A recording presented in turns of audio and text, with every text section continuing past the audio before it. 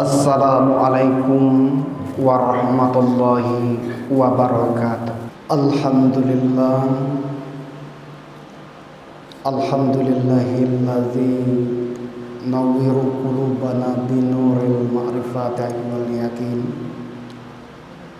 wa adkhilna ma'al awliya'i was sholihin. Asyhadu an la ilaha illallah wahdahu la syarikalah wa asyhadu anna Muhammadan abduhu wa rasuluh la nabiyya ba'dah. Allahumma shalli ala sayyidina Muhammad wa ala alihi rasulillah ajma'in. Amma ba'd. Qala Allah ta'ala fi kitabihil karim, a'udzu billahi minasy syaithanir rajim, bismillahirrahmanirrahim, wa ma khalaqtul jinna wal insana illa liya'budun. Shadaqallahul azim. Bapak-bapak, hadirin sidang jemaah Jumat yang berbahagia. Pertama sekali kita mengucapkan rasa syukur yang sedalam-dalamnya kehadirat Allah Subhanahu wa taala yang senantiasa masih memberikan kita hidup, masih memberikan kita bekerja, masih memberikan kita beramal dalam kehidupan ini. Semua itu adalah menunjukkan rasa kasih sayang Allah pada kita. Selanjutnya selawat dan salam tak lupa kita doakan kepada Allah untuk Nabi kita Muhammad sallallahu alaihi wasallam. Nabi kita Muhammad sallallahu alaihi wasallam adalah sosok pemimpin, sosok pembimbing yang mengembangkan ajaran Al-Quranul Karim berupa syariah, aturan-aturan lahiriah yang kita amalkan dalam kehidupan kita sehari-hari. Begitu juga Nabi kita mengembangkan ajaran batiniah, bagaimana membuat hati kita menjadi khusyuk, membuat hati kita menjadi tenang, membuat hati kita senantiasa dekat dengannya. Semua petunjuk, semua nasihat yang tertuang dalam hadisnya kita yakini, kita amalkan dalam kehidupan kita sehari-hari. Bapak-bapak, hadirin sidang jemaah Jumat yang berbahagia, khatib akan memberikan tema khutbah kita pada Jumat ini adalah zikir dan pengaruhnya pada jiwa. Zikir dan pengaruhnya pada jiwa. Kita manusia memiliki dua unsur, jasad dan rohani. Jasad adalah bagian yang berfisik, bagian yang terlihat, bagian yang berbenda yang ada pada tubuh kita ini. Mulai dari kepala, badan sampai ke kaki, semua yang bersifat seperti itu tadi, itu adalah jasad kita. Yang kedua adalah rohani kita. Rohani ini bagiannya pertama ruh. Ruh yang ditiupkan kepada kita sehingga kita bisa hidup, bernafas, beraktivitas dan beramal dalam kehidupan kita sehari-hari. Yang kedua adalah akal. Akal adalah alat yang diberikan Allah kepada kita untuk memakainya. Bagaimana kita bisa menganalisa, kita bisa berpikir dengan sebaik-baiknya. Itu adalah akal. Akal ini dibagi menjadi dua macam. Pertama, akal rasional. Akal rasional itu adalah akal yang terletak di otak kita manusia. Dia hanya mampu untuk berpikir, memikirkan sesuatu yang konkret. Dia tidak mampu menembus sesuatu yang abstrak. Dan itulah akal rasional yang terletak di otak manusia. Akal dalam bentuk yang kedua adalah akal intuitif. Seringkali disebut dengan akal spiritual. Akal spiritual ini adalah akal yang bentuk nilai. Dan inilah yang memang sesungguhnya dia mampu menembus apa yang tidak ditembus oleh akal rasional. Ternyata akal intuitif, akal spiritual itu mampu menembusnya. Dan itulah kemuliaannya dari akal intuitif itu. Dan bagian yang ketiga dari rohani itu adalah hati manusia. Hati itu adalah tempat bolak-baliknya keimanan kita di dalam diri kita.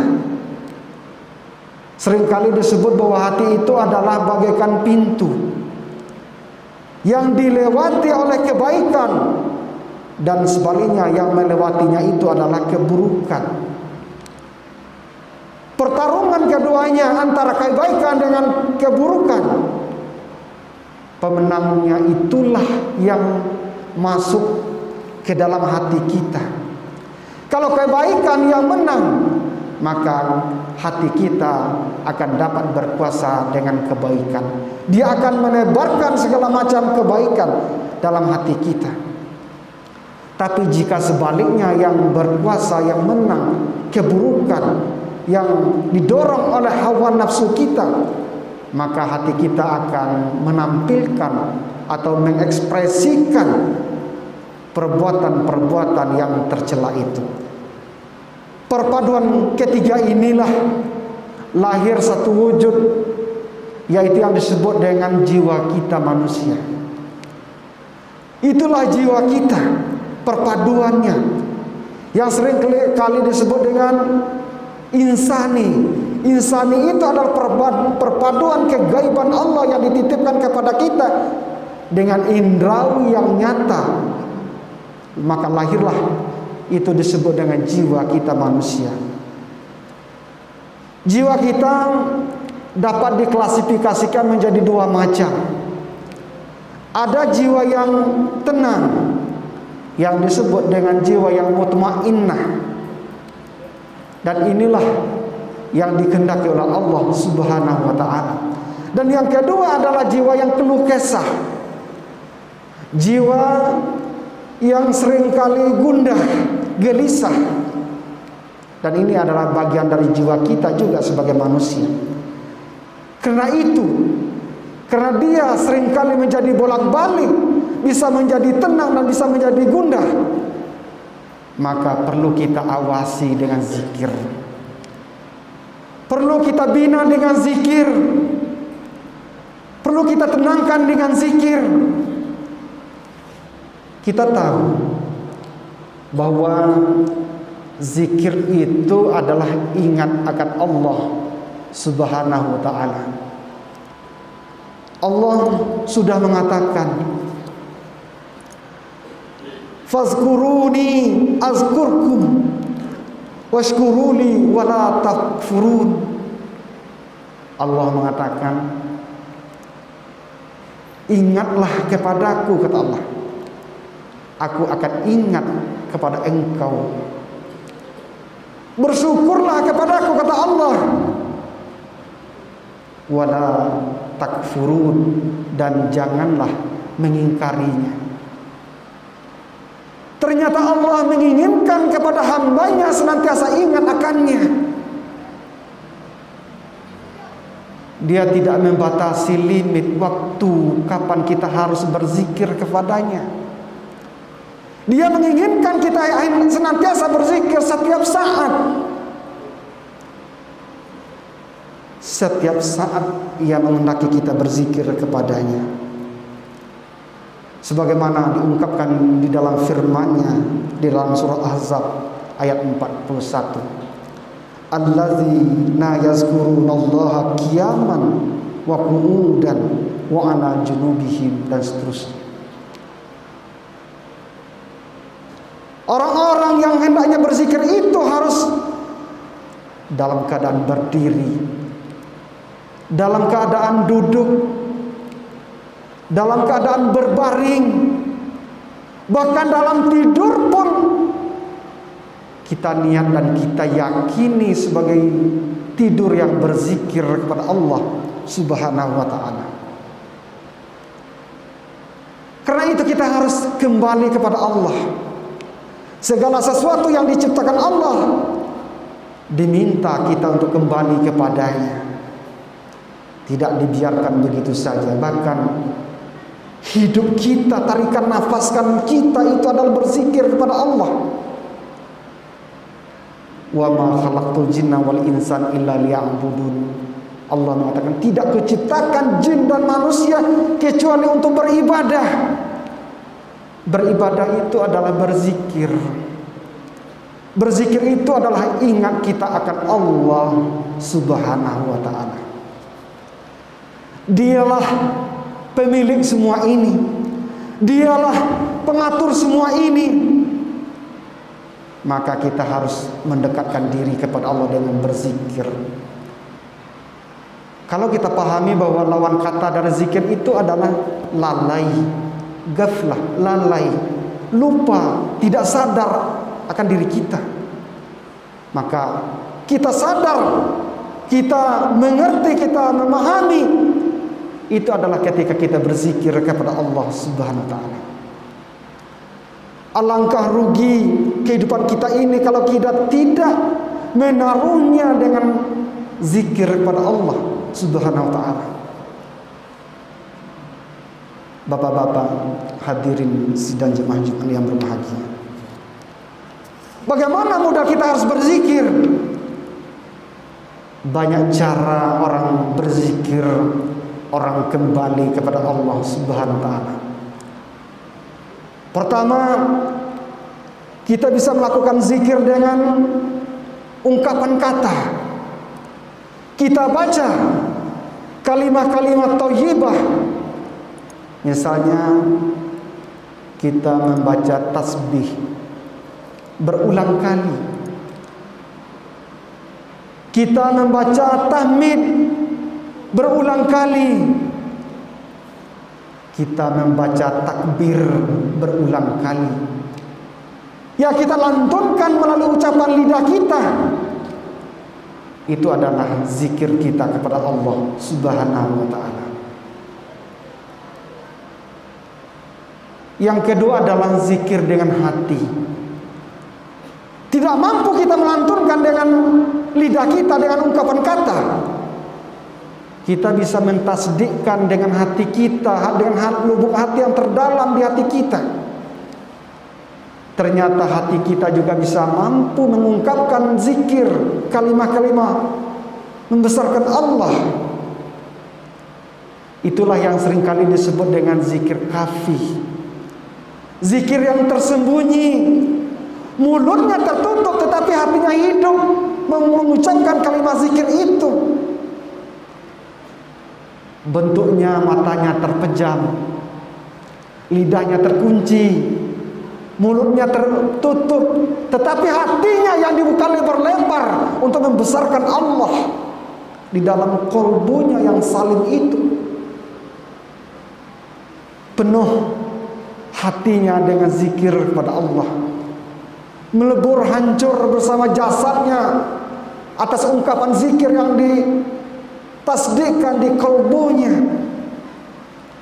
Sungguh luar biasa Kalimah-kalimah zikir yang dihujamkan melalui kolbonya yang terdalam, kolbonya yang suci itu, yang bening. Indah rasanya, mulia rasanya, bening rasanya kebatinan kita ketika kita mampu melakukan zikir khafi, zikir yang ada di balik hati kita itu. Itulah yang memang dikehendaki oleh Allah. Zikir secara lahir dan zikir secara batin. Lebih-lebih yang di dalamnya lebih hidup, lebih kuat daripada yang lahir. Inilah yang mampu menembus kegaiban Allah Subhanahu wa ta'ala.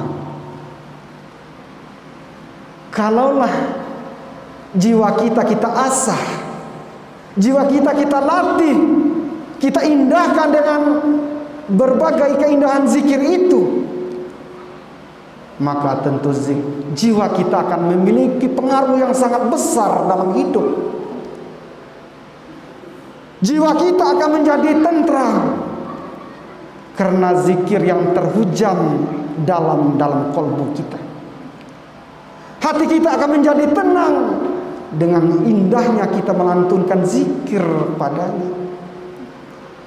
Tenang batin kita, bercahayalah hati kita ketika kita mengudarakan rasa zikir yang kuat dan dalam diri kita. Oleh karena itu, keimanan yang mungkin rapuh, keimanan yang mungkin lemah, maka dengan mengagungkan kalimat zikir itu, dengan mengindahkan dengan kalimat zikir itu, keimanan yang rapuh dan lemah akan menjadi berangsur kuat. Dia diisi dengan kalimat zikir itu. Itulah yang dapat menambah iman kita. Itulah yang dapat memperkuat imun kita di dalam kehidupan ini. Karena keindahan zikir yang senantiasa kita patrikan di dalam diri kita. Jiwa kita akan menjadi tenang, jiwa kita akan menjadi tentram dengan keindahan zikir yang kita tanamkan di dalam kolbu kita. Inilah yang diserukan oleh Allah di dalam firman-Nya. Misalnya, ya ayyuhan nafsul mutmainnah, irji'i ila rabbiki radiyatan mardiyah, fadkhuli fi ibadi wadkhuli jannati. Wahai jiwa yang tenang, kembalilah ke peraduanku, masuklah ke dalam hamba-hambaku, masuklah ke dalam surgaku, kata Allah. Yang dipanggil itu adalah cahaya-cahaya orang-orang yang beriman, cahaya-cahaya orang yang berzikir kepadanya, sehingga mendapatkan jiwa yang tenang, jiwa yang mutmainnah, yang dirindukan oleh Allah. Inilah harapan kita. Maka oleh karena itu, selagi hayat masih di kandung badan, selagi nafas kita bisa masih berhembus, selagi kita bisa berkuasa dalam beramal ini, maka indahkanlah hati kita dengan berzikir. Penuhkanlah jiwa kita dengan semangat zikir kepada Allah. Biarlah Allah yang berkuasa, Allah lah yang meliput segalanya, Allah lah yang mendinding segala macam musibah yang akan datang. Karena dialah sesungguhnya pemilik segalanya. Sesungguhnya manusia tidak memiliki apa-apa, yang memilikinya itu adalah Allah Subhanahu wa ta'ala. Fastaghfiruhu innahu huwal ghafurur rahim.